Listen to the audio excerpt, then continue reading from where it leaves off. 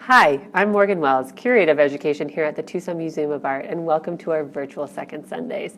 Today, for our story time, we're going to read Extra Yarn by Mac Barnett, illustrated by John Klassen.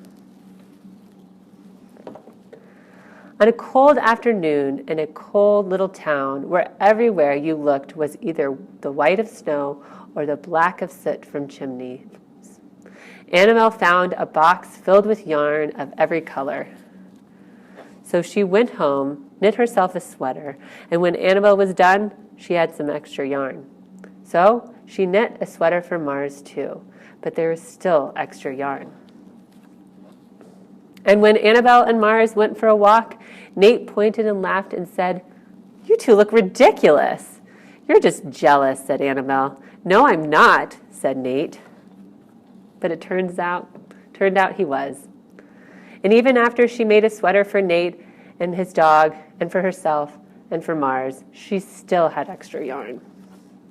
At school, Annabelle's classmates could not stop talking about her sweater. "Quiet," shouted Mr. Norman. "Quiet, everyone. Annabelle, that sweater of yours is a terrible distraction. I cannot teach with everyone turning around to look at you." "Then I'll knit one for everyone," Annabelle said, "so they won't have to turn around." "Impossible," said Mr. Norman. "You can't." But it turned out she could, and she did, even for Mr. Norman. And when she was done, Annabelle still had extra yarn. So she knit sweaters for her mom and dad, and for Mr. Pendleton and Mrs. Pendleton, and for Dr. Palmer, and for little Louise. She made a sweater for everyone, except for Mr. Crabtree, who never wore a sweater or even long pants, and who would stand in his shorts with the snow up to his knees. "No sweater for me, thanks," said Mr. Crabtree. So she made Mr. Crabtree a hat, and even then, Annabelle still had extra yarn. She made sweaters for all the dogs and all the cats, and for other animals too. Soon, people thought, soon, Annabelle will run out of yarn. But it turned out she didn't. So Annabelle made sweaters for things that didn't even wear sweaters. Things began to change in that little town. News spread of this remarkable girl who never ran out of yarn, and people came to visit from far around the world to see all the sweaters, then to shake Annabelle's hand. One day, an archduke, who was very fond of clothes, sailed across the sea and demanded to see Annabelle. "Little girl," said the archduke, "I would like to buy that miraculous box of yarn, and I'm willing to offer you $1 million. "No, thank you," said Annabelle, who was knitting a sweater for a pickup truck. The archduke's mustache twitched. "$2 million, he said.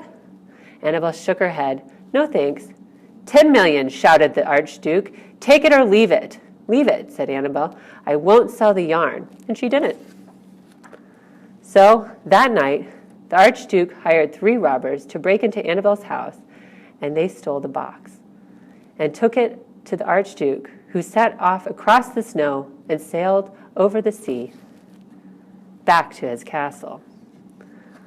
The archduke put his favorite song and sat in his best chair. Then he took out the box. He lifted the lid, and he looked inside. His mustache quivered, it shivered, it trembled. The archduke hurled the box out the window and shouted, "Little girl, I curse you with my family's curse.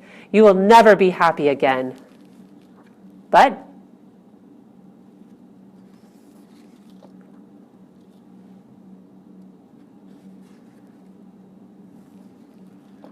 it turned out she was.